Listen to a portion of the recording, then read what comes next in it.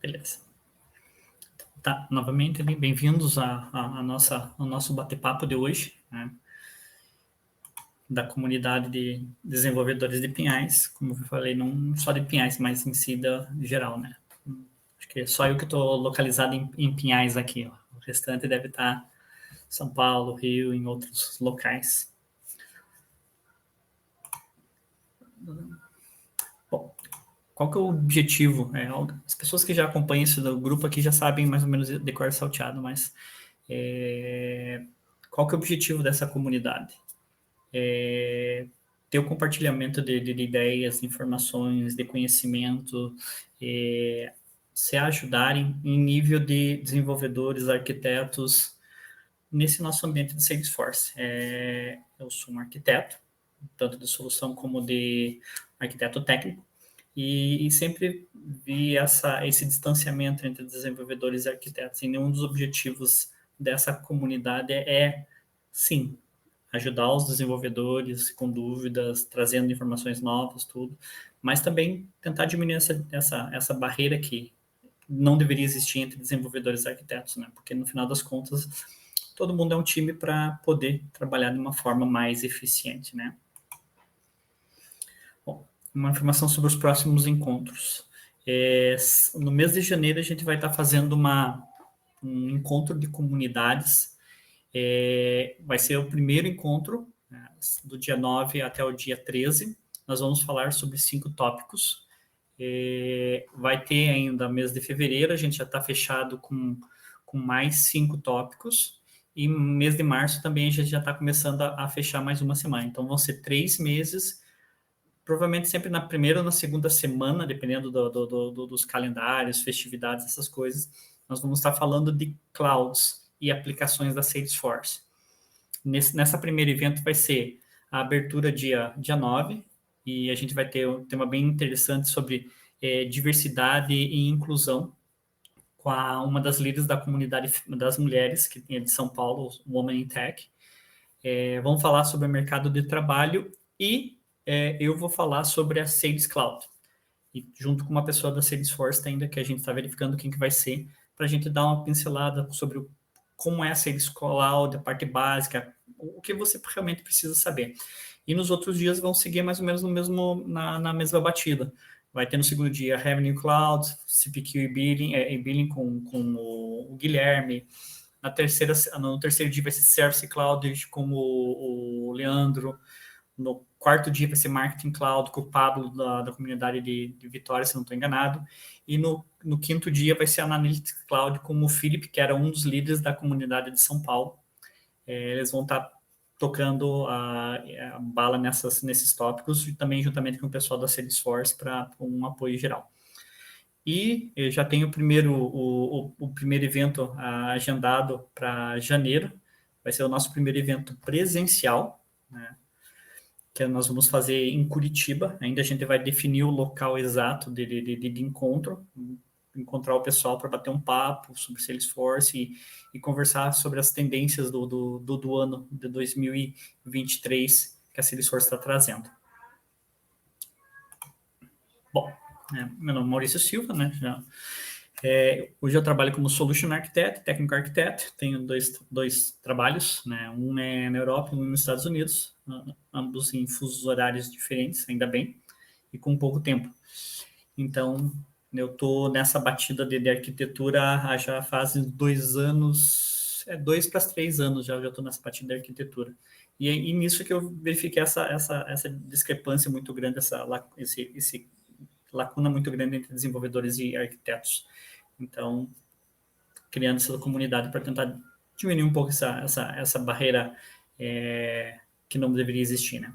Vocês podem me achar no Twitter, no LinkedIn, meu e-mail é esse daqui, e também no Trailhead. Eu tento ajudar bastante no Trailhead, nas perguntas e respostas que existe lá. É um pessoal muito grande em termos de arquitetura, desenvolvedores, tudo. Então, tem muita gente pedindo informações, dicas, e a comunidade ela ajuda muito lá. Então, se vocês tiverem alguma dúvida, vai nas perguntas lá no Trailhead, você vai poder tirar bastante dúvidas. E também você pode entrar em contato comigo de boa para perguntas que vocês precisarem.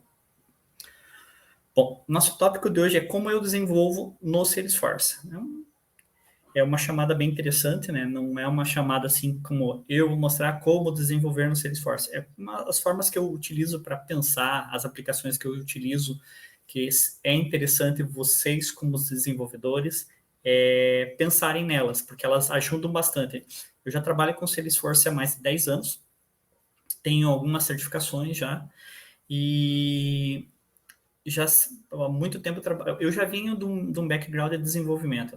Eu já estou trabalhando com TI há mais de 25 anos, comecei em 86, quando os computadores tinham um incrível 8K de memória. Então, já venho de Basic, Pascal, um montoeiro de linguagem, sou full stack C, tenho várias certificações da Microsoft também, nisso daí. Então, a minha bagagem de desenvolvimento ela é bem grande. Então, quando entrei no mundo da Salesforce, eu comecei como administrador e daí fui para a parte de desenvolvimento. Né? Como sempre desenvolvi, era tendência a ir para essa área. Só que o Salesforce, como a gente desenvolve, ele é um pouquinho diferente, né? Não é só desenvolvimento puramente dito como num código. Você não vai trabalhar só fazendo código, só mexendo em código, né? Então, o Salesforce não existe isso. Né? Uma coisa, o microfone de vocês está aberto e qualquer pergunta que vocês queiram fazer, por favor, sintam-se confortáveis em perguntar. É um bate-papo informal, eu vou mostrar algumas ferramentas, como que eu penso quando eu tenho alguma coisa para desenvolver tudo, mas também o intuito dessa daqui é como as dúvidas que vocês tenham a respeito de como trabalhar com o Salesforce. Como eu disse, Salesforce não é apenas código. Desenvolvedor, independente se é júnior, pleno ou sênior, ele não vai trabalhar só com código. Claro, com desenvolvedor sênior, as pessoas, os requisitos que aparecem mais complexos que vão envolver códigos, eles são claramente mais direcionados para os sêniors. Né? Então, por isso que um desenvolvedor sênior trabalha muito mais com código do que um desenvolvedor júnior. O júnior ele vai trabalhar com código, vai estar aprendendo tudo, porém ele vai estar trabalhando com flow, ainda vai estar trabalhando com, quer dizer, não vai estar trabalhando mais com process builders, porque eles já estão parando o desenvolvimento de process builders, workflow já morreu a parte de criação, mas tem muitas outras coisas que a pessoa vai estar trabalhando. Vai trabalhando com a regra de validação, desenvolvedor faz regra de validação, desenvolvedor cria report, cria dashboard. O desenvolvedor, eu costumo dizer que é um administrador com esteroides, pelo fato de que ele tem um entendimento de lógica, ele tem uma formação diferenciada, ele tem um estudo diferenciado.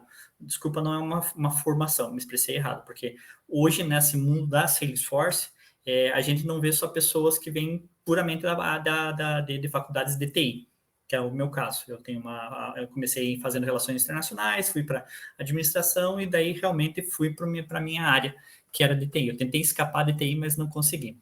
Então, as pessoas que estão vindo trabalhar com Salesforce, elas não propriamente vêm da área de TI. São enfermeiros, são pessoas de administração. Tá, uns dos bootcamps que a gente teve numa empresa que eu trabalhei, tinha pessoa que trabalhava como atendente de mercado, atendente de farmácia. Então, hoje, essa área de Salesforce, ela está muito abrangente. Então, tipo, se as pessoas tiverem mesmo a vontade de aprender, tempo para aprender, e elas investirem mesmo nessa área, elas podem sim aprender. Não é um mundo que as pessoas têm que ter uma faculdade de TI, têm que entender puramente de lógica. Não.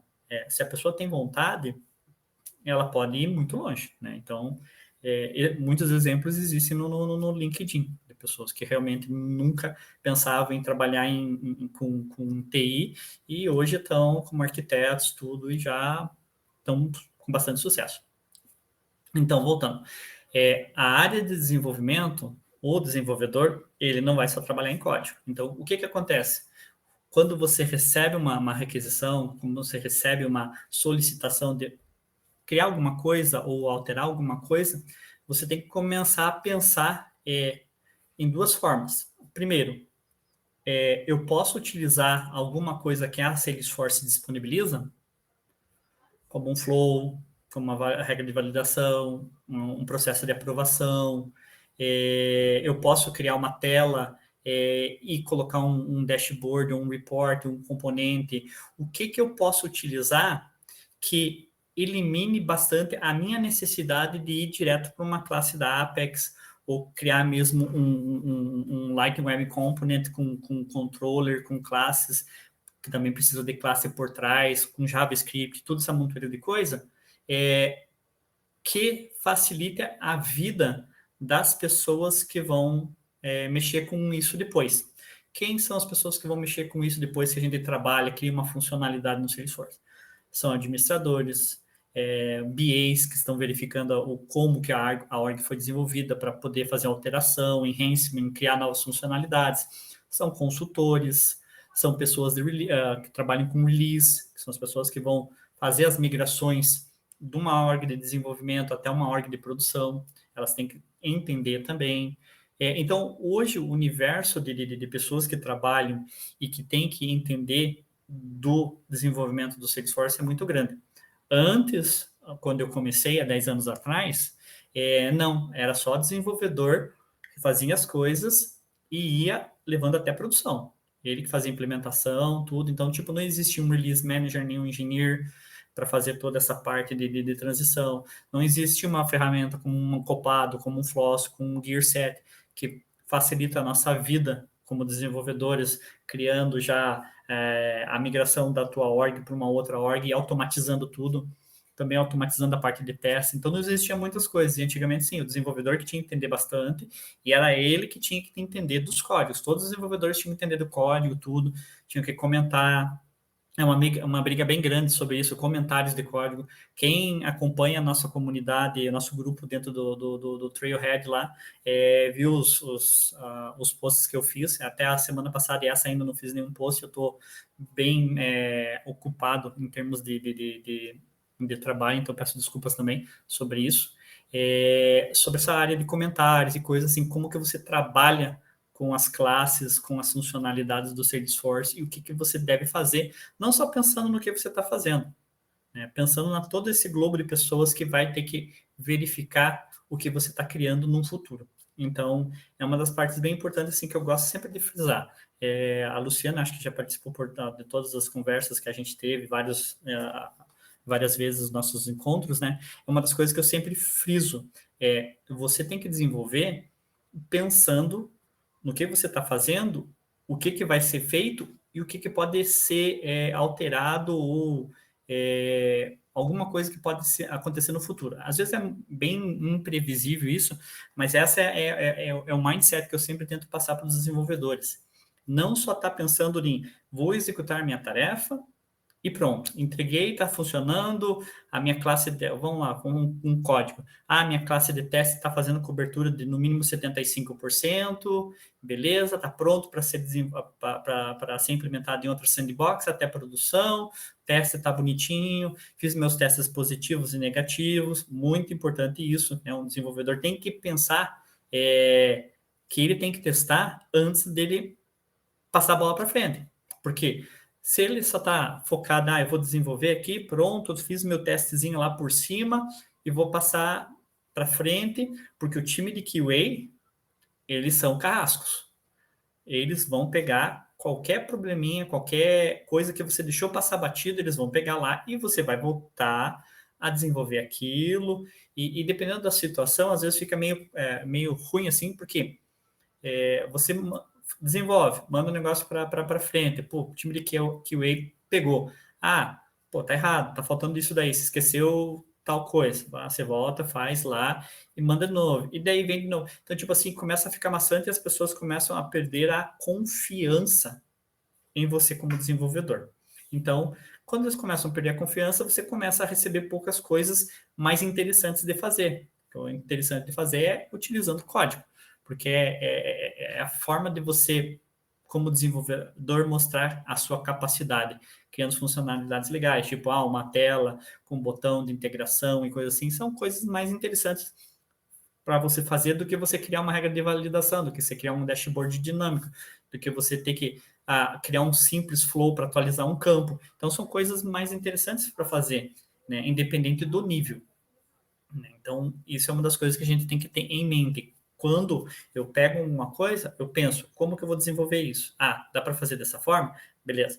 O que que eu tenho que cobrir aqui? Ah, eu tenho que cobrir que quando a pessoa for lá digitar por exemplo, um flow com tela, quais são os dados que vão ser aceitos? Ah, se o campo só aceita numérico ou texto, se o campo só aceita numérico e ele tem que ser um campo texto, o que que eu tenho que ter por trás para eliminar essa possibilidade de alguém colocar texto e deixar passar batido? Então, eu tenho que começar a colocar as coisas no papel, começar a anotar o que que eu tenho que prestar atenção e quais são os cuidados que eu tenho que ter nessa criação da funcionalidade.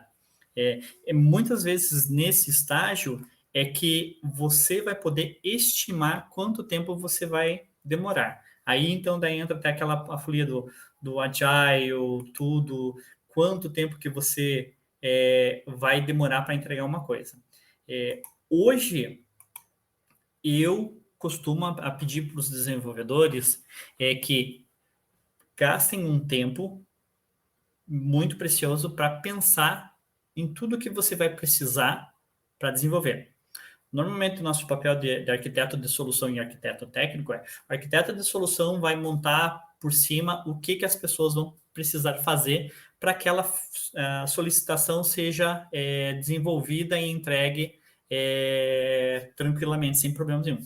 O arquiteto técnico ele vai pegar essa parte da solução, ele vai fazer a verificação do que o arquiteto de solução imaginou e ele vai transformar em parte técnica. Né? Então, o arquiteto de solução ele não tem que conhecer todo o sistema, ele tem que conhecer todos os sistemas em um nível assim mais alto nível do que o arquiteto técnico. O arquiteto técnico realmente, tipo assim, eu como arquiteto técnico do Salesforce, eu conheço a ferramenta do início ao fim.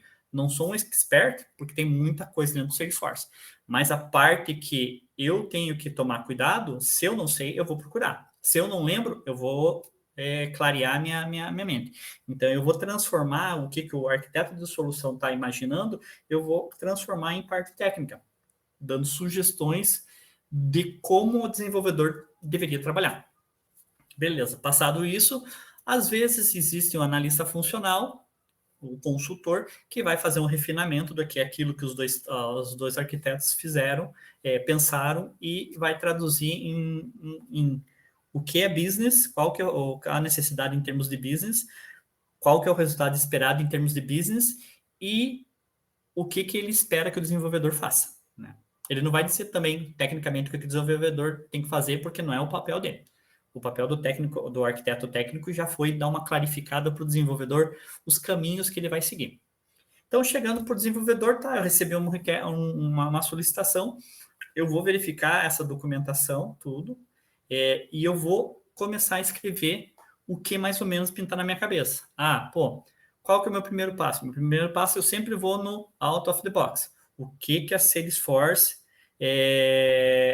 Só um pouquinho aqui, desculpa, pessoal. Sim, Adriano, né? Foi você que... Eu sou desenvolvedor, mas não conheço a parte de Flow. É necessário saber? Adriano, é um grande sim. Hoje, Flow ele está substituindo o Workflow Rules, que era uma funcionalidade desde os princípios do Salesforce, muito boa, e ele está substituindo o Process Builder, que o Process Builder ele foi criado para tentar facilitar os administradores a criarem funcionalidades sem código. Foi um tiro no pé da Salesforce, que eu posso falar com todas as propriedades, porque o Process Builder ele começa a conflitar bastante. Quem trabalha muito com o Process Builder, ele sabe que o SOCL 101, os erros de limite, eles estouram muito fácil com o Process Builder. Então, a Salesforce veio com flows. E os flows, cada release, o flow ele está ganhando muitas funcionalidades para cada vez diminuir a necessidade de você criar uma Apex Class, uma classe Apex, para fazer ações. Então, tem sim que conhecer Flow. Eu sugiro, eu vou colocar no grupo lá do Trailhead, eu vou colocar um link com um treinamento bem grande de flows, porque é uma das coisas que o desenvolvedor tem que saber de ponta a ponta. Não tem que ser o master dos masters, tudo, mas ele tem que saber de ponta a ponta, porque o flow é uma das coisas que o desenvolvedor vai estar trabalhando direto. Flow e classes. Trigger também, né? A trigger é uma coisa meio complexa, assim, porque antigamente as pessoas colocavam muita lógica em trigger, então, às vezes, a trigger substitui uma classe enorme. Então, hoje, o que existe? Um framework de trigger, que a trigger vai chamar uma handler, que essa handler ela vai dizer se é um after, um before, um after, se é um insert, update, delete. Então, e daí sim ela vai chamar a classe realmente para trabalhar. Mas esse é um framework bem grande e nos meus próximos 2 posts, não no próximo, mas no outro, eu vou começar a falar no framework de trigger, que é uma coisa bem importante também para o desenvolvedor entender, né? Porque tem muita coisa que você vai achar em orgs muito antigas, os triggers enormes lá, com muita coisa dentro, então, tipo assim, uma coisa que as pessoas costumavam fazer, e hoje a gente sabe, com todo esse período de trabalho, a gente sabe que como a trigger é uma das primeiras coisas a rodarem, a primeira coisa a rodar, você perde muito tempo de processamento, e às vezes essa perda de processamento para o usuário final, tipo, a pessoa vai ficar ali pensando, pô, mas demora 1, 2 segundos para o usuário final, é muito tempo. Então, tipo assim, essas coisas do que rolam após você salvar um registro, é muito importante o desenvolvedor saber, e o flow sem dúvida alguma. Então, tipo, eu vou, depois do nosso encontro de hoje, eu vou estar liberando o vídeo e também vou estar postando o link de um treinamento bem grande de flows, que é necessário para saber, os desenvolvedores saberem. Beleza? Vamos lá. Voltando. Então, tipo, quando o desenvolvedor pegou, eu começo a indicar para ele, ó, começa a escrever tudo que você mais ou menos tem que fazer para entregar essa requisição. Beleza, começa a pensar no que tem que ser desenvolvido, mas também eu vou começar a anotar o que eu vou testar e como eu vou testar. Isso é uma coisa também muito importante, porque é para retirar essa necessidade de retrabalho. É uma das coisas que são cobradas muito grande hoje no Agile, entregas constantes. Então, tipo assim, o Scrum, o Product Owner, ele sempre está falando, não, você tem que entregar, você tem que entregar. Mas a qualidade de entrega, na minha opinião, é muito maior do que na quantidade de entrega, né? Porque, por experiência também, tem times que entregam muito, mas daqui uma, 2 semanas, quando vai estar o usuário já usando plenamente as funcionalidades, começa a surgir erros, começa a surgir tickets com bugs lá e retrabalho. Então, tipo assim, é uma perda muito grande de tempo. Por quê? Porque não foi feita aquela listinha bonitinha, pega um notepad, pega um notepad ou qualquer coisa que você possa anotar e vai escrevendo o que surgir na tua cabeça relacionado àquela necessidade. Você fez isso? Beleza, tranquilo. Como que nós vamos criar isso? Então, a minha primeira sempre forma de ver eu tentar utilizar o máximo das coisas que a Salesforce tem, sem ter que ir para a customização. Sempre quando a gente fala customização, é código. Flow também, ele tem customização, porque cada vez mais ele está ganhando funcionalidades. Eles estão aumentando a força do Flow. Então, hoje você vai conseguir achar um Flow lá com 30, 40 decisões dentro dele. O que você faz tranquilamente dentro de uma Apex Class com menos coisas, né?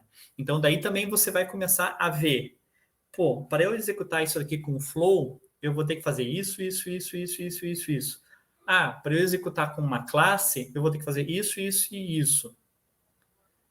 Caramba, será que eu vou perder tempo fazendo um Flow? Que daí eu também não preciso fazer uma classe de teste. Hoje, apesar de que o Flow agora ele tem funcionalidades que você tem como criar testes lá, para saber que o Flow ele vai estar rodando tranquilamente. Porque hoje também com o aumento da utilização de Flow, está ocorrendo muitos erros. Né? Tipo, uma das coisas que pega bastante na comunidade, nos perguntas e respostas lá, é muitos erros com Flow, muitos erros que estão acontecendo, e porque as pessoas não estão pensando nessa forma de, o Flow ele vai, teoricamente, facilitar a vida das pessoas que não trabalham com código, mas ela traz uma complexidade um pouco maior do que um código, dependendo da situação.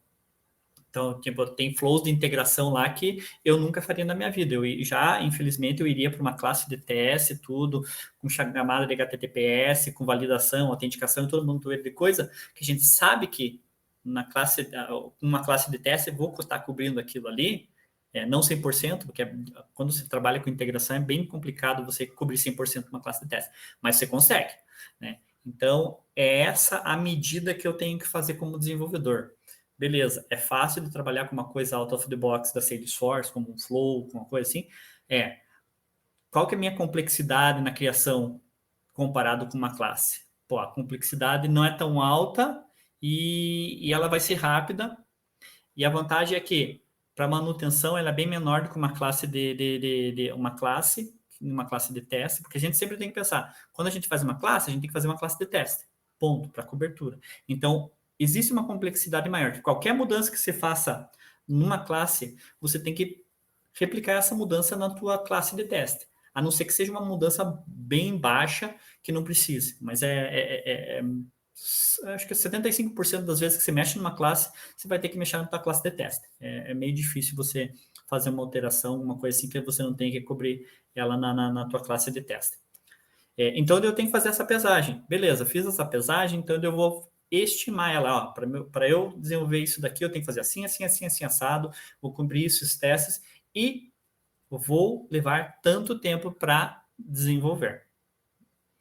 O desenvolver, ele trabalha com desenvolver toda a funcionalidade, testar a funcionalidade e ter uma documentação meio explicativa do que está sendo feito, como foi feito e qual que é o resultado que vai gerar isso dali.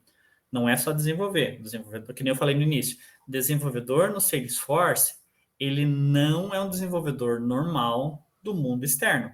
Ele não vai só fazer código, ele só não vai fazer comentários dentro daquele código e tchau, né? O desenvolvedor no Salesforce é uma pessoa a mais. Então, por isso que eu digo assim, o desenvolvedor ele não é puramente um desenvolvedor, ele é uma pessoa maior, ele é um administrador, ele é um analista, ele é um consultor, ele é uma pessoa um engenheiro de release, e ele também é um arquiteto. Por que ele é um arquiteto? Porque quando ele está trabalhando na montagem da funcionalidade, ele tem que pensar no que ele vai fazer, qual o resultado que vai gerar naquele momento e nas consequências do futuro, né? Então, o que aquela funcionalidade vai poder representar no futuro, ele tem que também estar meio prevendo, porque ele também pode dar pitaco, falar para o arquiteto, cara, acho que você esqueceu isso daqui, ou, eu estava verificando com a forma de eu fazer aqui, eu estava pensando nisso aqui que vai acontecer, que pode acontecer no futuro. Então, tipo, o desenvolvedor não é simplesmente um desenvolvedor. Antes era um desenvolvedor simples. Hoje ele tem mais responsabilidades.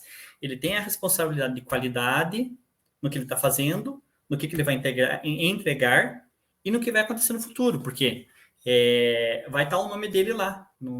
Quando ele criou a funcionalidade, vai estar o nome de quem fez tudo certinho, bonitinho, lá num gira, num tique, tudo certinho, bonitinho, para documentação. Então, tipo assim, gastar esse tempo todo pensando no que você está fazendo, como que você está fazendo e o que vai gerar nisso daí. Você estima um tempo e daí sim passa para o pessoal lá. Eu vou gastar tanto tempo, vai ser assim, assim, assado e pronto. Existem algumas empresas onde, quando você vai trabalhar com flow e classes, você tem que passar por uma revisão de arquitetura.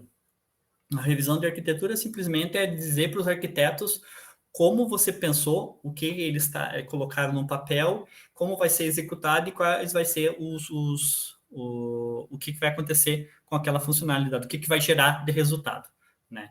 Então, você sempre tem que, por isso que eu falo, sempre você vai ter que anotar tudo bonitinho para depois você começar a colocar na documentação que você vai ter que no ticket que você está fazendo, no giro, no que seja.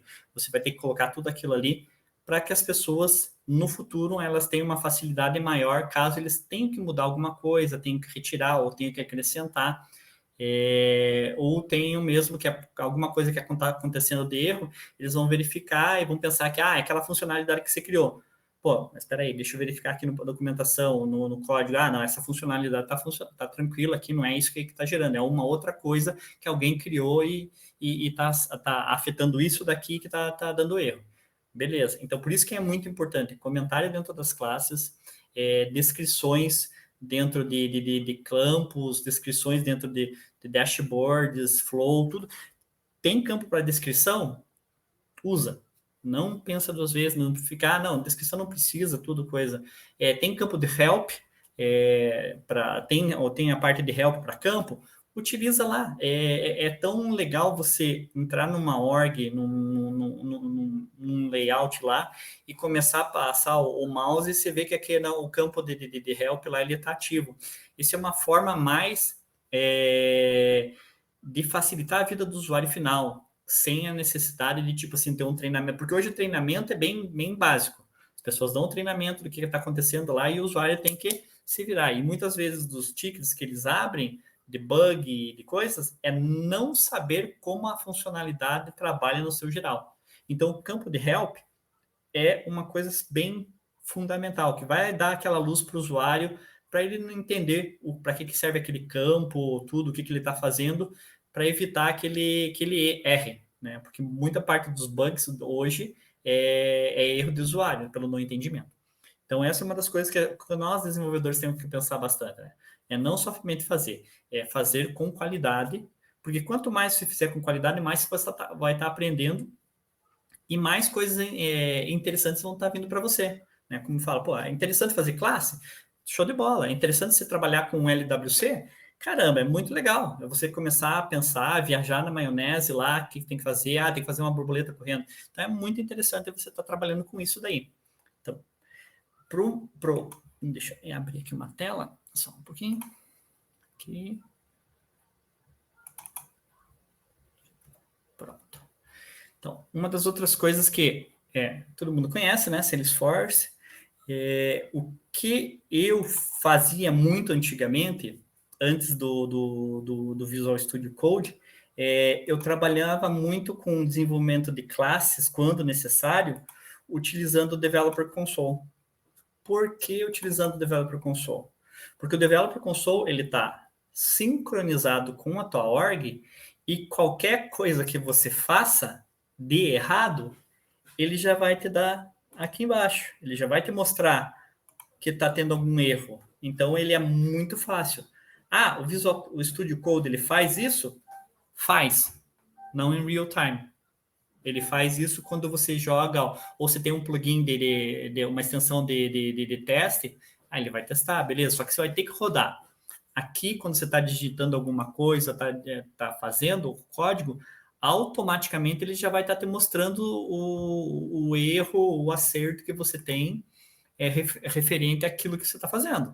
Né? Então, eu utilizava bastante. Ainda às vezes, eu vou no Developer Console para ver o que o desenvolvedor fez, tudo e como que ele fez, se está bem parametrizado, se tem comentários, como aqui você pode ver que não tem muito comentário, que seria uma coisa interessante, sempre comentar, mas não escrever um livro, mas comentar o que o teu código está fazendo, né? Então, é interessante. O Developer Console é bem interessante para quem quer uma aceleração na parte de desenvolvimento. Eu não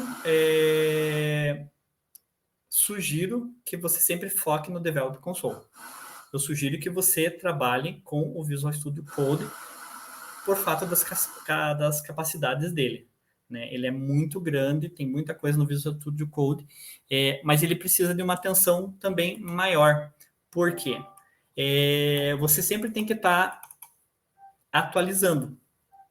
Aqui até tem uma mensagem de atualização, tudo. Então, muito frequente, tantas extensões como o próprio VS Code ele está sendo atualizado. Então, sempre você tem que fazer. Você tem que ficar prestando atenção nas mensagens que ele vai dando. Mudou a configuração, se instalou uma extensão que está tendo conflito com outro. Então, você vai verificar que tem uma mensagem abaixo, às vezes, aqui, dizendo, ó, tá, alguma coisa tá fora do padrão. Outra coisa, você sempre vai ter que estar atualizando o teu código, porque VS Code é código local na máquina. Então, se alguém estiver trabalhando na mesma org que você está tendo, dependendo de como a empresa que você trabalha ela desenvolve, se ela tem uma sandbox para cada desenvolvedor, ou se um projeto em si tem uma sandbox de desenvolvimento onde todo mundo trabalha, onde todo mundo compartilha as coisas com Git e tudo, repositório, então você tem que ficar muito ligado na atualização do código, né? Então, sempre antes, eu costumo dizer, se você está trabalhando numa org compartilhada, sempre antes de você começar a trabalhar com o código, alguma coisa assim, no Visual Studio Code, vai e atualiza. Pegue tudo que tiver novo, que daí vai estar atualizando a tua máquina, tudo. Mesmo você trabalhando com o Git, tudo, vendo lá o que as pessoas estão atualizando, mudando, sempre tenha o código atualizado na tua máquina. Isso vai ajudar muito, vai ser muito mais rápido do que você ficar tentando comitar e tá dando divergência. Daí você tem que começar a verificar, pô, o que fizeram lá? Ah, fizeram isso ontem, pô, eu não atualizei, eu podia ter atualizado antes de ter feito minhas coisas, que daí ia aparecer lá e ia ter que quebrar a cabeça para ver como que eu vou ter que alterar o meu código para estar de acordo com o que foi feito aqui. Então, essa é uma das coisas bem importantes. Uma outra coisa bem importante para quem utiliza o VS Code é sempre estar atualizando o CLI. Hoje eu atualizei aqui meu CLI e ele demorou... Eu tenho uma conexão de 300 MB, ele demorou cerca de 5 minutos, que é tempo pra caramba. Então, uma coisa que a gente sempre tem que fazer é o FDX Update. Roda ele uma vez por cada 3 dias, porque sempre tem atualização. O CLI, ele não é só quando eles fazem o release que eles atualizam. Não, eles têm muita coisa atualizando. Ele já está atualizado tudo. A minha estava eu deixei uma semana sem atualizar, eu estava na 7.16 a versão dele. Então, sempre tem muita coisa que eles estão atualizando, eu não digo diariamente, mas a cada 2 dias, 3 dias no máximo, você tem que entrar e rodar lá para atualizar, porque caso contrário, quando você estiver fazendo alguma coisa no teu VS Code, ele vai dar erro aqui, dizendo, vai ter tipo, vamos lá fazer aqui. Eu vou gerar esse é um dos plugins também que é muito interessante, o Package XML Generator, que ele vai te ajudar a gerar o pacote para você trazer as informações da org. Então, você pode trazer o que você quer, você não precisa trazer tudo que tem lá. Né? Nunca a gente vai ter tudo que tem uma cópia fiel do metadata da org que a gente está trabalhando, a não ser que você queira, ou a não ser que seja necessário, seja uma regra da empresa, coisa assim. Então, eu nunca tenho o pacote geral. Essa é uma das minhas coisas que eu sempre tento fazer, trazer para minha máquina o extremamente necessário. E esse aqui, esse FDX Package XML Generator, é uma ferramenta excepcional para isso.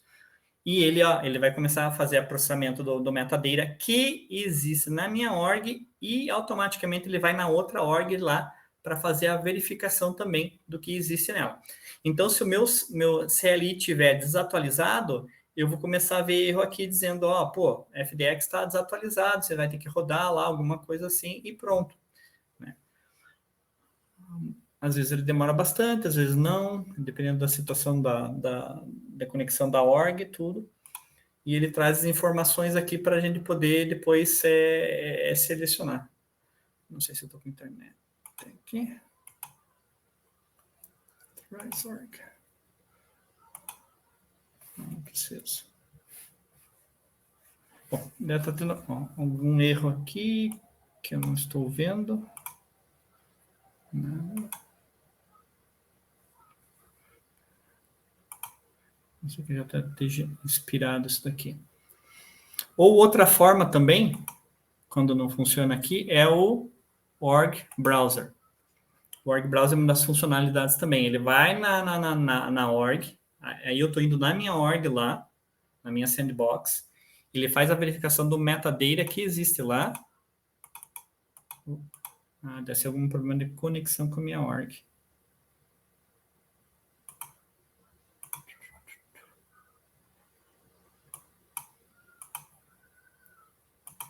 Legal, eu peguei justamente uma org que está com problema.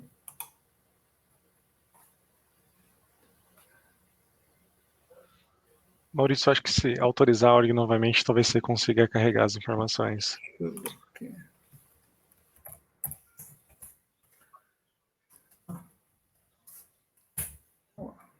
Mas só tecendo um comentário aí do que foi apresentado, até para comunicar a todos ali, também trabalho com desenvolvimento, né?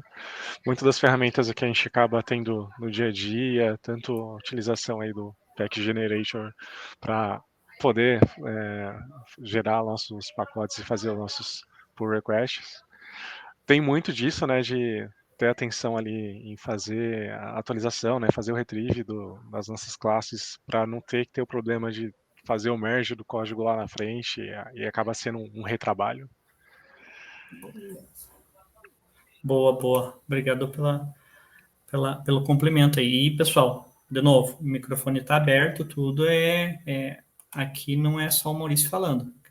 Quem quiser fazer pergunta, quem quer colocar a própria experiência, aqui está aberto para todo mundo. Agradeço. Foi o Jefferson, né? Isso. Beleza, tá pegando a tua voz já, Jefferson. Obrigado aí. Agora, se quiser tentar abrir lá já tá aberto aqui, ó. Já carrega. Carrega aqui. Então, às vezes, como diz, a gente tá fazendo ao vivo, né? É bom Não, mas essas coisas acontece aí no dia a dia acontecem. nosso. E às vezes o que acontece também, uma das coisas que eu reparo, às vezes quando começa a não poder carregar, é o fato de que tua org ela tá com um erro de direcionamento. Então, às vezes você tem que tem uns comandos que a gente daí tem que ir no terminal aqui para limpar o que o teu Visual Studio Code tá dando de problema aqui. Então, tipo assim, agora aqui, ó, que nem foi feita a reautorização da org, tudo bonitinho, e aqui no Package Generator, ele já começa a trazer também todas as coisas. Então, existem duas possibilidades. Ou se faz direto do org browser, né, que também é bem interessante. Você tá aqui a trigger, eu vou trazer tudo que tiver. Ele vai dar aqui ó, a mensagem para você, ó, existem 33, né, outros 33. Se quer sobrescrever, normalmente, como eu falei, de manhã, quando eu vou trabalhar, eu dou um overwrite, porque eu não sei o que foi feito, né, dependendo dos times também, né? Quando eu trabalhava em time global, eu tinha pessoas trabalhando em Singapura, tinha pessoas trabalhando no Japão, tinha pessoas trabalhando na Europa, na Índia, na Ásia. Então, tinha pessoas de muitos locais. Então, tipo assim, antes de eu começar a trabalhar, eu rodava, né, mandava atualizar tudo bonitinho, para eu ter certeza que eu estou trabalhando com metadata atualizado, que é muito importante para a gente. A gente sempre trabalhar com informação atualizada. Então, obrigado aí também de novo, Jefferson, pelo complemento. Então, beleza. O que aconteceu? Mandei vir as triggers, né? Agora, ó, retrieve source of org successfully run. Uma das coisas também que eu vou, que às vezes os brasileiros perguntam, tem todas as aplicações aí, tem a versão em português? Tem. Mas eu realmente sugiro para vocês trabalharem com inglês, né? O idioma das classes é em inglês, a maioria dos tutoriais, a maioria dos helps, a maioria das coisas, elas são em inglês, porque é um idioma universal, e porque imagine, hoje como os indianos estão muito grandes no mundo do desenvolvimento. Imagina se eles começam a fazer coisas só no idioma deles. Pô, a gente ia ter que ou ter um tradutor muito bom, né? Para ver o que eles estavam falando. Imagina o tempo que a gente ia perder, né? Então, hoje o idioma universal é o inglês há muito tempo, né? Então, a gente concentra fazer trailhead em inglês, desenvolver em inglês, deixar esse padronização das orgs.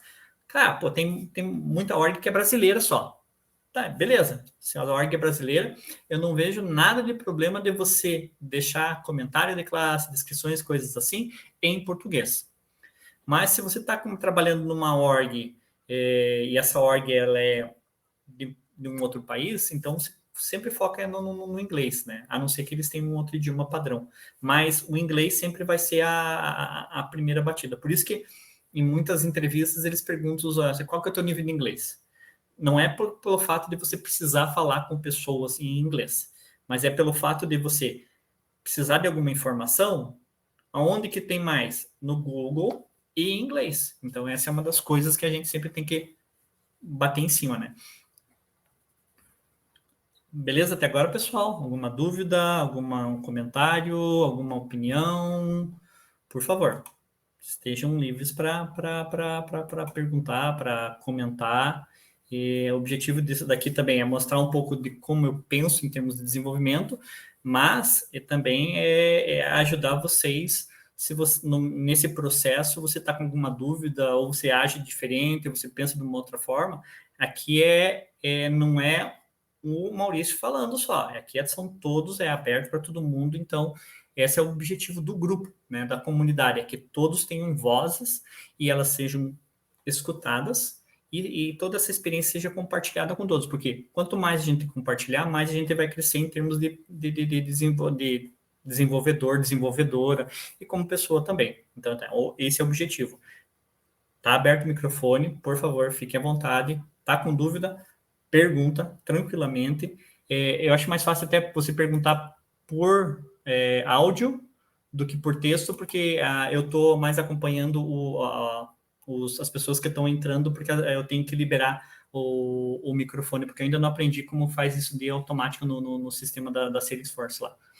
Então, de novo, está aberto o microfone, fiquem disponíveis para fazer qualquer pergunta.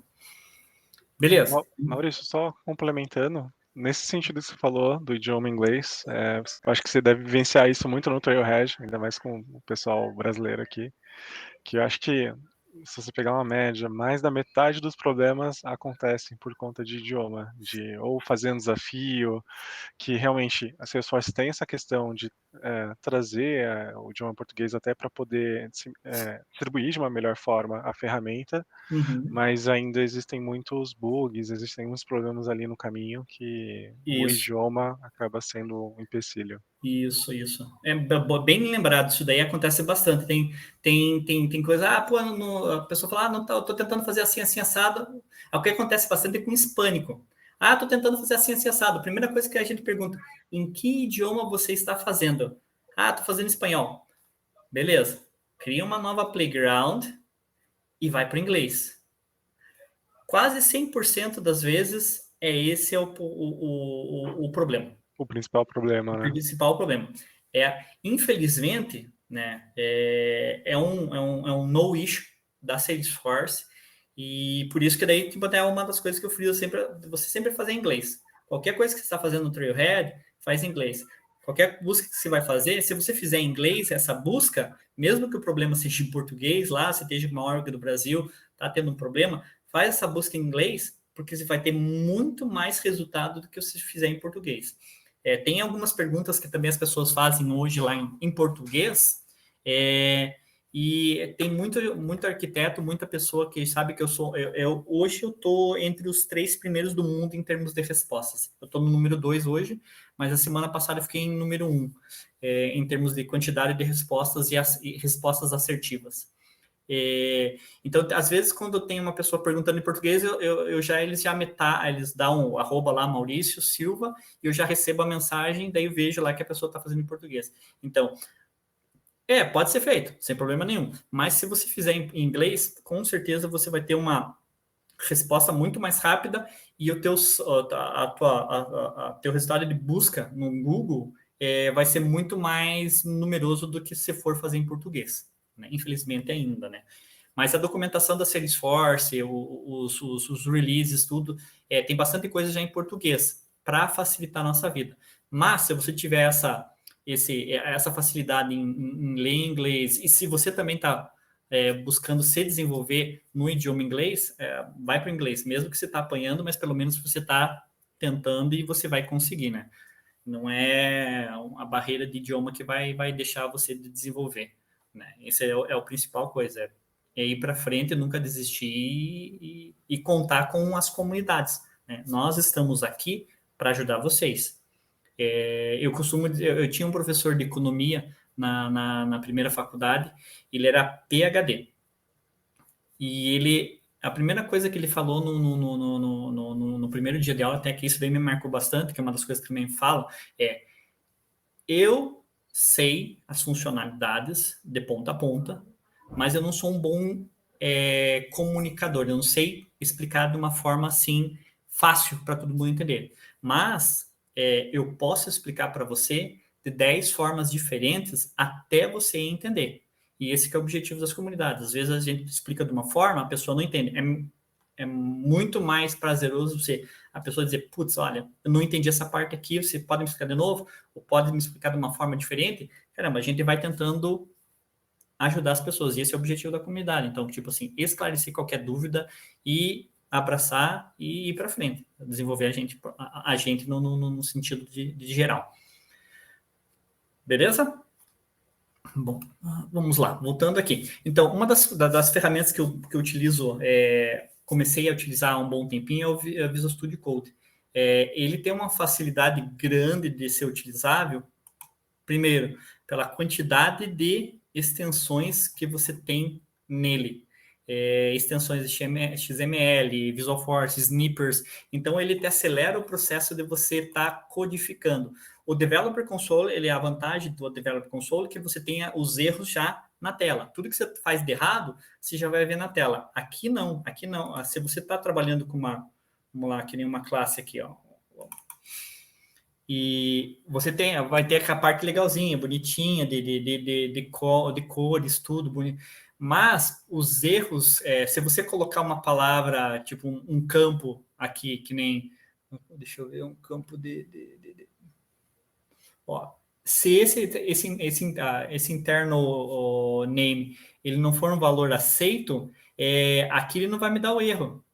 Ele vai me dar o erro só quando eu for compilar, quando eu for mandar para a minha org. Ele vai dizer, pô, deu um erro aqui, assim, assim, assado. E o Developer Console não. O Developer Console ele já vai estar acusando o erro na lata. Né? Então, essa é uma das vantagens do Developer Console contra o Visual Studio Code. Porém, o Visual Studio Code ele tem muito mais capacidade de processamento, de verificações, você utilizar o Code Snipper para acelerar a tua digitação, que às vezes você não precisa ficar digitando tudo. Tem muito Code Snipper, tipo, quando você coloca arroba aqui, o invocable, ele já começa a te dar tudo que vem para utilizar. Então, a partir daí, ele já te dá as opções, o que você tem que ter dentro daquela funcionalidade que você está tentando fazer. Então, ele acelera muito o teu desenvolvimento.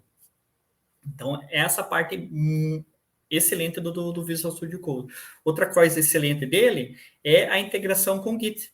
Né? Então, você pode estar já com a tua verificação de versionamento, do que foi alterado, por que foi alterado, você pode estar trabalhando aqui, fazendo a verificação, tudo. Hoje, que nem no meu caso aqui, eu tenho Docker, porque na outra empresa que eu trabalhei, eles trabalhavam com Docker.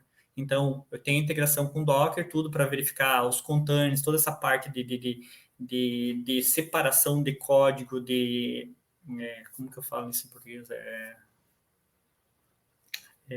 Encapsulamento de código, reutilização, tudo, o que está sendo utilizado no Docker. Então, eu posso fazer essa verificação pelo fato de ter um extensor que me dá essa capacidade, né? Não é mais que nem o Eclipse, que era só o extensor do Salesforce, e daí, claro, tinha outros plugins que você conseguia instalar, mas ele não é tão forte que nem tão poderoso que nem o Visual Studio Code.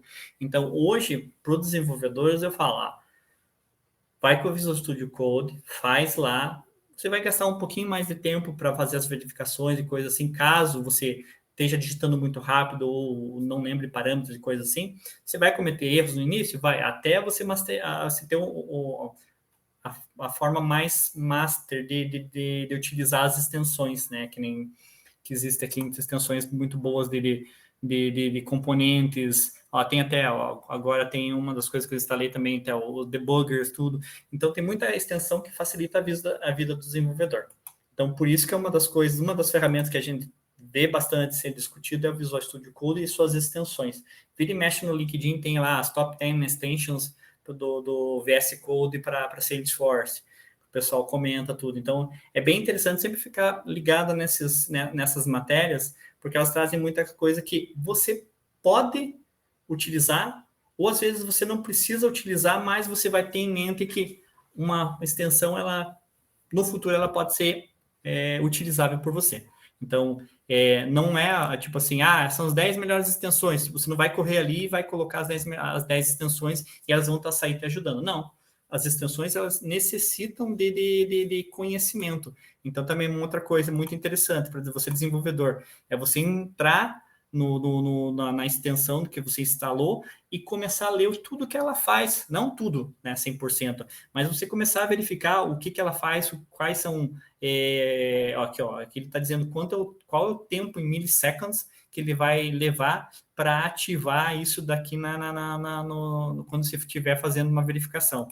Quais são os features, o que você tem que usar de comandos, tudo. Então, é interessante você instalar e você verificar. Então, essa é a primícia base. E sempre deixar o Visual Studio Code atualizado. Sempre estar verificando aqui embaixo se a própria ferramenta, não somente a extensão, porque a extensão, quando aparecer alguma coisa para atualização, ele vai aparecer azulzinho aqui. Então, daí você vai entrar ali e ele vai estar dizendo, essa aqui precisa atualizar. Daí você vai clicar para atualizar sim ou não, dependendo do que você estiver fazendo, né, e o tempo que vai levar. E o Visual Studio Code você tem que atualizar aqui. Beleza? Bom, vamos lá. Uma outra ferramenta que é muito poderosa para o nosso mundo de desenvolvimento é o Postman. Então, quem já pegou coisas de integração, de chamadas de outro sistema, buscar dados em outros sistemas, ou até fazer verificação de como que como está o comportamento de uma API no próprio Salesforce, se está realmente mandando a informação correta para um outro sistema, quando você cria porque você criou uma API para ser consumida.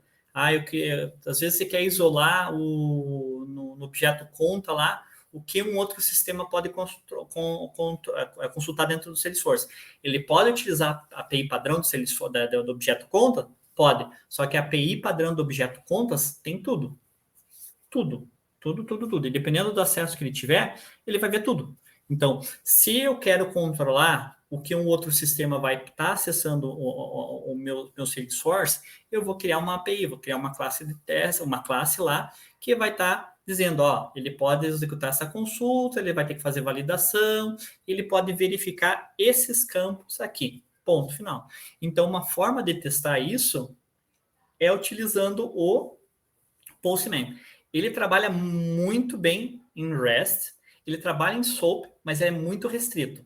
Então, se você tiver alguma coisa em SOAP que você vai estar precisando fazer, uma outra ferramenta que na minha opinião e na minha utilização, tem outras ferramentas mais poderosas hoje, mas como eu sou um pouquinho velho no quesito de desenvolvimento dentro do Salesforce, tá carregando aqui ainda.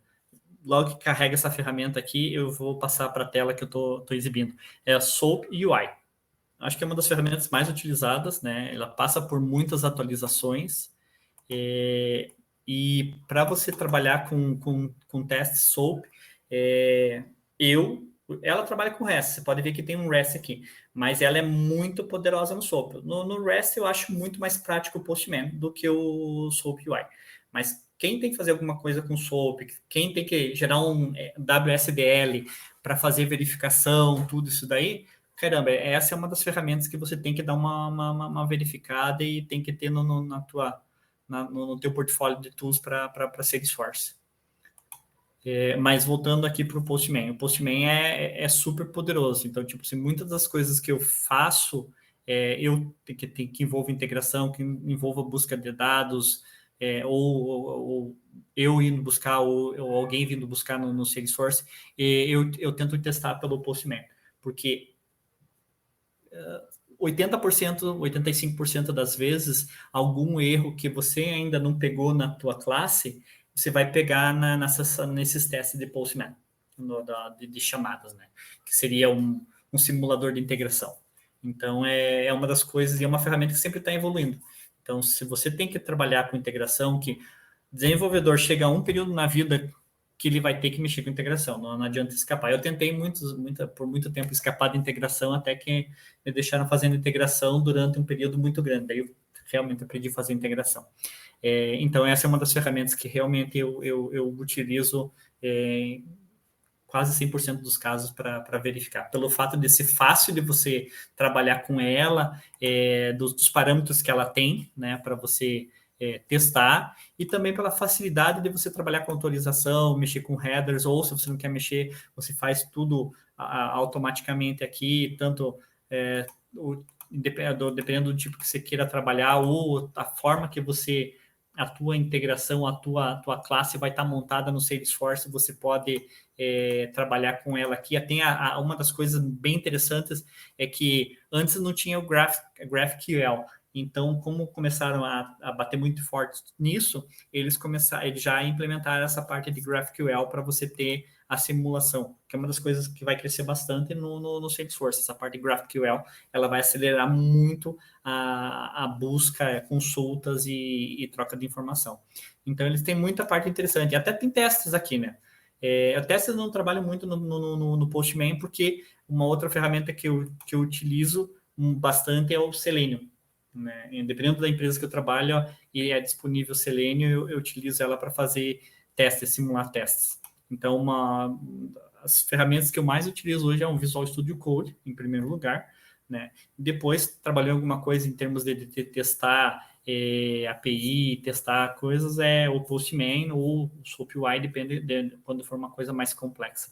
Então, essas são, tipo assim, minhas ferramentas quando eu fazia desenvolvimento, né? Hoje eu estou meio afastado nessa parte de desenvolvimento. Quando eu fazia desenvolvimento, essas seriam as ferramentas que elas não estão no iniciar automaticamente no Windows, mas era uma das ferramentas que eu já tinha em mente que eu já tinha que iniciar. A minha máquina sempre tinha que estar disponível ela, estar atualizado, para eu poder trabalhar tranquilamente.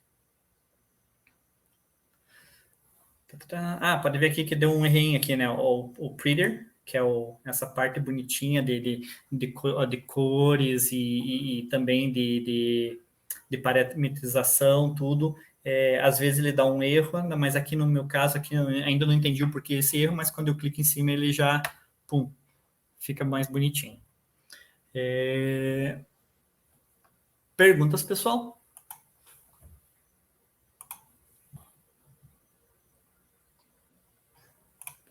Deixa eu abrir aqui. Eu vou só puxar a fala aqui de novo, mas não é bem uma pergunta, mas é mais só para complementar mesmo. Continuam sendo as mesmas ferramentas que a gente acaba utilizando aí. Varia que entra alguma ferramenta nova, outra para poder facilitar nosso dia a dia, mas o básico mesmo foi o que você apresentou aí, Maurício. Beleza. Alguém utiliza alguma coisa diferente disso daí que gostaria de comentar? Por favor, o microfone está aberto. Estamos aqui para compartilhar experiências, trocar ideias. Podem abrir e falar.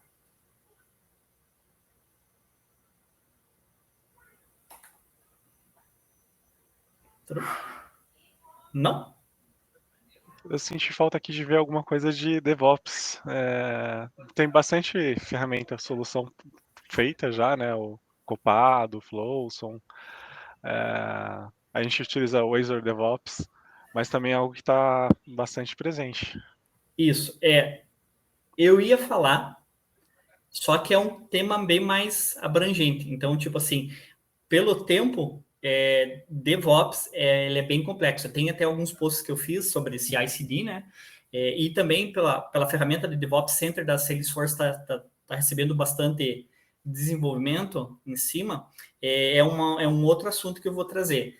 DevOps, Cupado, Flosso e GearSet. São as 4 ferramentas que hoje eu acho que são as que estão mais em evidência no mercado, né? E elas facilitam muito a nossa vida de desenvolvedor. Então, tanto no fato de a gente não precisar mais, entre aspas, utilizar change set, nada para fazer o desenvolvimento. Então, tipo, você faz o desenvolvimento do teu usando o Visual Studio Code. Beleza, joga para a org, deu certo, bonitinho. Já o VS Code já tem integração com Copado, com Flosson. O GearSet eu não sei ainda. DevOps eu também não. Eu acho que eles já estão terminando essa parte desses bugs de integração que estava tendo bastante na reclamação. Então, tem muita coisa que já vai jogar para essa parte das ferramentas de CI/CD.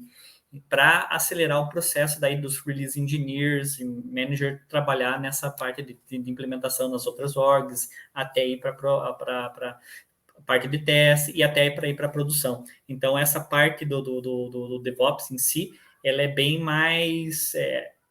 tem um assunto bem maior, né? Então, é que, para isso, eu já tenho uma pessoa da Flossum, e tem uma pessoa da Salesforce que eu já comecei a conversar com eles, que eles vão estar disponíveis, só falta agendar uma data, provavelmente vai ser em fevereiro, porque janeiro já vai estar tudo ocupado pela semana das nuvens, e também eu tenho uma palestra já agendada, provavelmente em fevereiro, antes de eu ir para o TDX, que eu vou para o TDX em março. Antes disso, em fevereiro, a gente vai ter um dia já disponibilizado, provavelmente vai ser umas 2 horas no mínimo, que a gente vai tentar conversar. Dependendo do assunto, a gente pode estender para dois encontros, né? Então, a gente vai estar focado falando sobre essa parte de DevOps mesmo, né? Que você comentou agora. Que ela é uma coisa que está no nosso dia a dia, né? Agile, DevOps, tudo está no nosso dia a dia, mas ela demanda muito mais tempo de conversa do que realmente, tipo assim, meia hora, alguma coisa, realmente você não vai conseguir conversar e explicar como que funciona, né? Verdade, boa. Uhum. Pessoal, alguém mais gostaria de fazer um comentário, alguma coisa? Vi que o André abriu o vídeo aí, André, beleza? Não estou te escutando. Beleza. Pessoal, em primeiro lugar, boa noite. Queria agradecer a oportunidade de estar aqui. De fato, essa é a minha segunda reunião, evento assim no Trailblazer. Eu sou um dev júnior, bem júniorzinho mesmo, tá? Algumas coisas aí, VS Code e algumas dicas que você passou, achei bem legal. Agora, também humildemente vim aqui pedir uma dica, se você pudesse dar, não várias dicas, porque acho que a gente se perde em muita informação.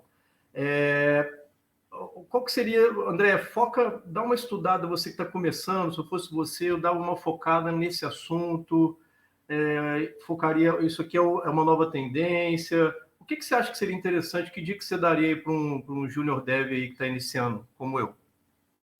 Boa. Bem-vindo ao nosso mundo. Existe essa diferenciação em júnior, pleno e sênior, né? Pelo fato do mercado. Isso não é uma diferenciação grande, mas em termos de comunidade, nós somos desenvolvedores. Ponto, né? Esse é o objetivo da comunidade, é se auxiliar.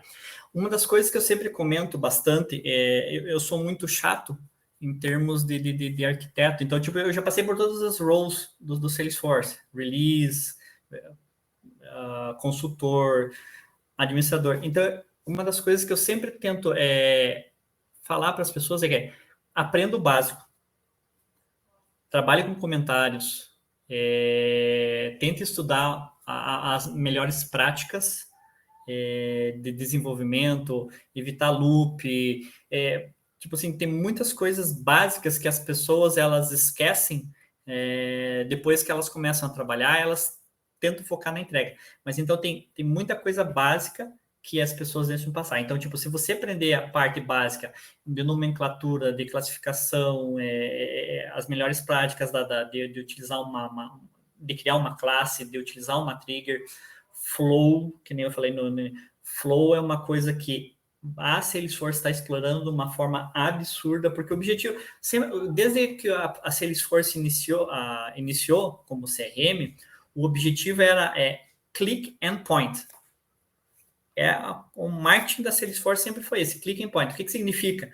Você pode criar uma aplicação, você pode customizar uma aplicação apenas sem saber codificar, apenas clicando, arrastando e coisa.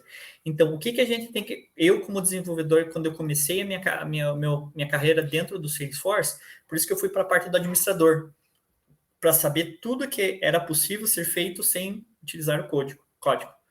Beleza? Aprendi tudo isso daí, bonitinho. Daí fui sim voltei para minhas origens, que era desenvolvimento.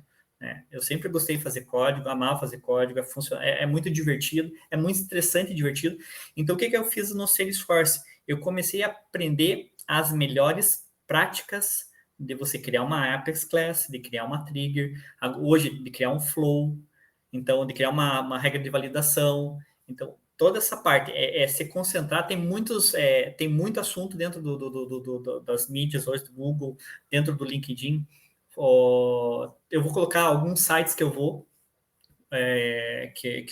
como referência. Tem agora aquele Apex Hour que eu vou começar também fazer artigos para eles, né? A gente conversou, eu conheci o criador do site e a gente fechou uma parceria, eu vou começar a publicar artigos lá. Então, a minha dica mesmo, sinceramente, foque em aprender a parte básica, entender ela e saber o porquê que ela está ali. Depois disso, Flow. Flow é antes de você ir para uma coisa mais avançada de Apex Class, integração, toda essa parte, foca no Flow. Porque Flow é uma das coisas que está vindo muito grande. Né? Tendência de mercados para os anos para o próximo ano Health Cloud, Loyalty Cloud, Commerce Cloud, Marketing Cloud, que esse ano bombou para caramba, Marketing Cloud, umas coisas, mas não só falando em parte de desenvolvimento, mas em si, as tendências do mercado estão de focar nessas clouds, porque a Salesforce está investindo muito pesado e ela está separando os mercados, né? Antes era tudo Sales and Service. Aí elas começaram a verificar que, tipo assim, muitas das coisas que eu tenho, eu preciso ter uma coisa mais focada. Tem agora também Energy Cloud, logo, né, que é focada em parte dele para petróleo, para óleo, para essas partes de energia. Então, tipo, a Salesforce está dividindo as clouds e está focando muito grande em especificação, né? Então, tipo, ser mais específico possível para aquele nicho de business. Uma das coisas que está crescendo bastante e não tem pessoas suficientes no Brasil com entendimento suficiente é o Velocity. É um pouquinho mais complicado, daí sim, desenvolvedor mete a mão para caramba em código, porque o Velocity é muito baseado em codificação. Não é baseado no clicking point, ele é baseado muito em codificação. Então, tipo assim, o Velocity é nessa área. Né? Então, são uma das coisas que estão para crescer cada vez mais dentro desse universo do Salesforce. Mas sempre foca em aprender o básico, entender o porquê aquilo e como funciona aquilo, para depois ir para frente. Né? E com certeza eu vou estar postando no nosso grupo lá no Trailhead bastante informação de sites e coisa assim para essa tua pergunta aí. Obrigado, Maurício. Beleza, André.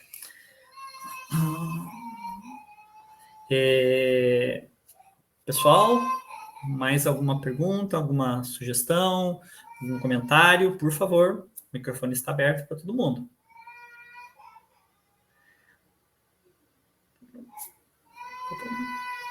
Bom, uma outra coisa que eu esqueci de comentar já na abertura lá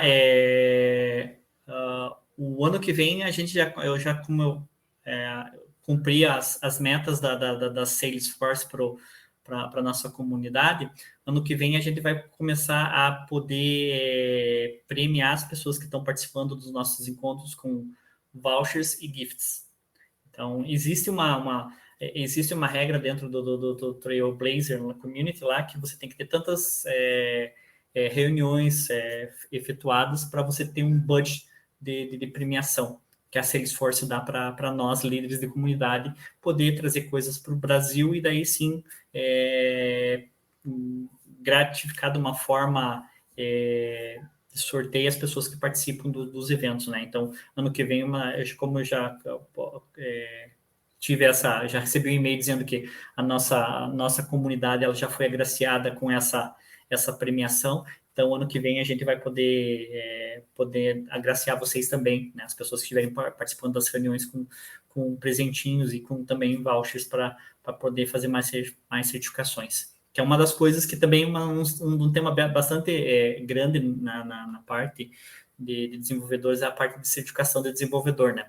Que é uma das coisas que está crescendo mais ainda a cobrança de desenvolvedores certificados. Então, hoje não é somente, não precisa, se não é só cobrado ter o App Builder, o admin lá, o Plataforma 1. Hoje está sendo cobrado bastante o JavaScript e o Plataforma 2. Né? São coisas que estão sendo bastante cobradas. E tem outras certificações de desenvolvedores que também estão sendo bastante cobradas. Então, ano que vem a gente vai poder começar a tentar ajudar vocês em termos de negociar com vouchers. E também, logo, logo eu vou estar começando a postar os assuntos que a gente vai estar discorrendo, pelo menos até agosto. Eu vou tentar fazer sempre um evento presencial para as pessoas que moram aqui perto de Pinhais, em Curitiba, né, região metropolitana, tudo, que possam ir, e um evento virtual para que todas as pessoas do Brasil possam participar. E caso você tenha alguma dúvida, caso você tenha uma ideia de assunto, por favor, posta lá na nossa comunidade, tudo lá, que ideias são sempre bem-vindas e a voz dos desenvolvedores é o que que move a nossa comunidade. Então, quanto mais vocês participarem, mais todo mundo vai ganhar e mais a gente vai tentar trazer assuntos importantes também, como comentado pelo Jefferson. Essa parte de DevOps é muito importante, só que ela é uma parte bem maior. Então, tipo assim, eu ficar com um evento de 3 horas é muito maçante. A gente já está vendo de horário de trabalho. Então, eu acho que 1h30 já é legal. A gente até está estourando essa 1h30 aqui. É interessante. Se eu estender demais, vai se tornar muito maçante. Então, a gente não vai poder realmente captar a informação necessária. Então, ter eventos de 1h30 no máximo é o interessante. Então, essa parte de DevOps é super interessante, é super ótima. É o nosso dia a dia, né? Então, ela merece um assunto, um tempo específico para ela.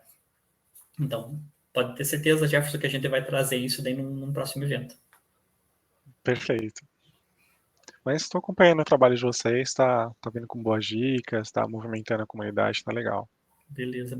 Pessoal, não percam, vocês podem estar vendo no LinkedIn lá que tem muita comunicação da Semana das Nuvens, do dia 9 de janeiro a 13 de janeiro.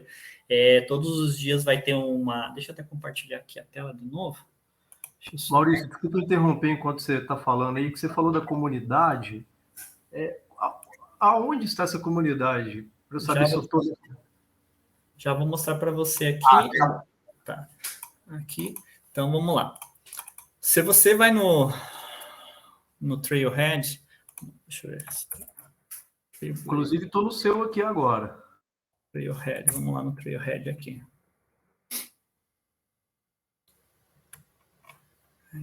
Eu amo que eu tenho que me logar de novo. Vamos lá.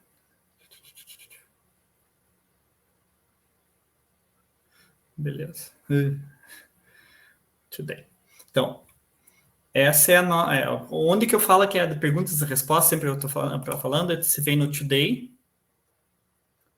e você vem até aqui, você vem nessa primeira parte, Trailblazer Community Feed, é onde que fica a parte de perguntas e respostas. Então, quando você tem uma dúvida, alguma coisa assim, você pode vir aqui no Questions. Olha que foto bonitinha, né? Aqui sou eu. Peraí, tá demorando para carregar. Eu normalmente coloco no Create Date, ou você pode pesquisar, né? Vai estar as coisas aqui. Você pode... E se você precisa fazer uma pergunta, você só clica ali e faz a pergunta que você quiser. Né? Que sempre vai ter pessoal, tipo, can complete hands-on challenger, page crash, papapá.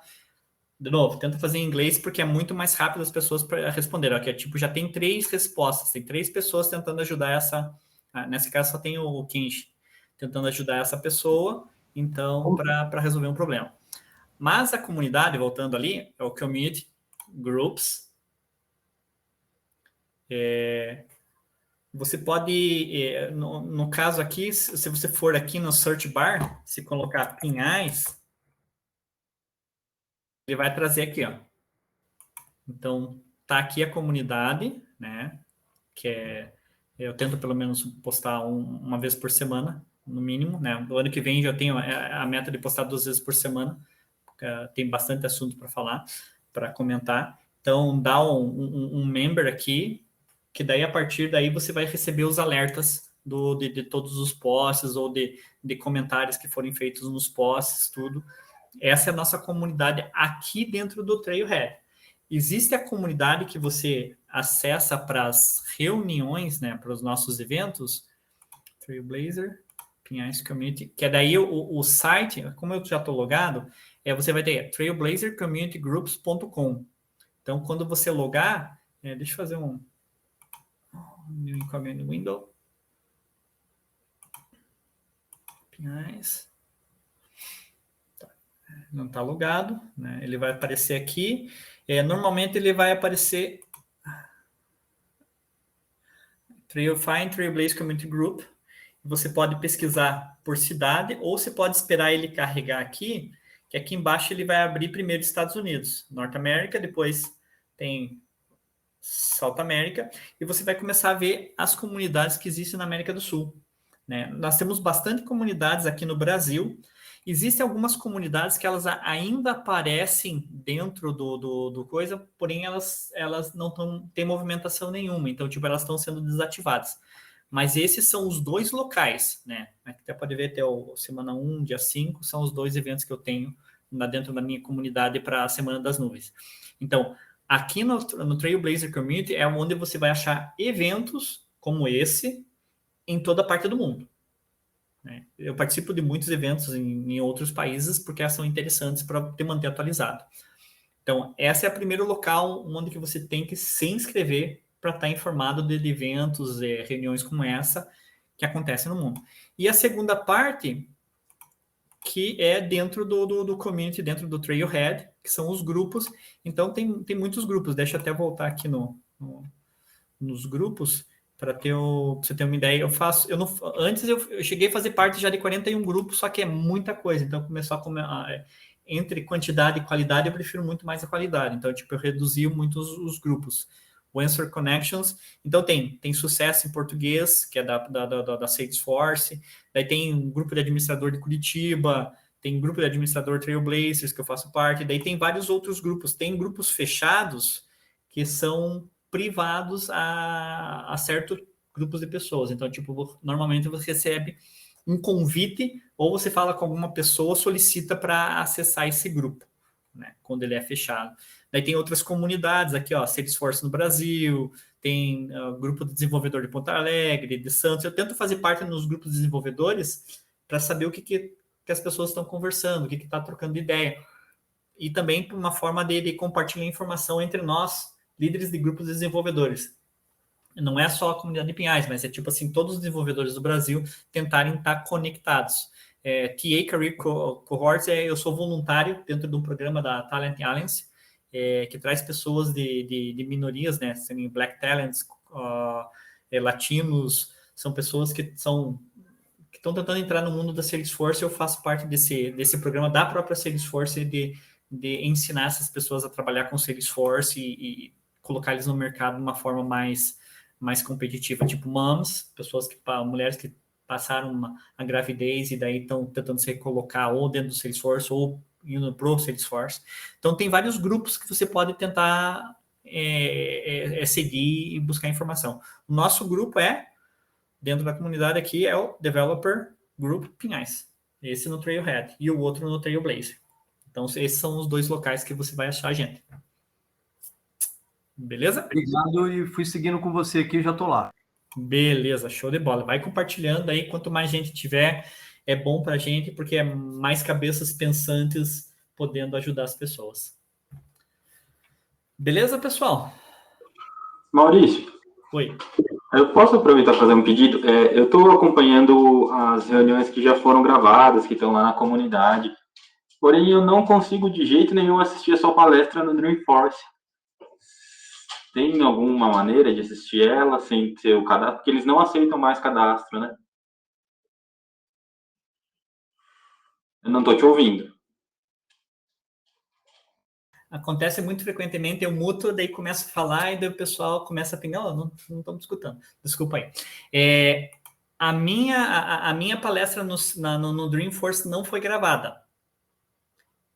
O que eu disponibilizei lá foi a apresentação em si, os slides que eu passei.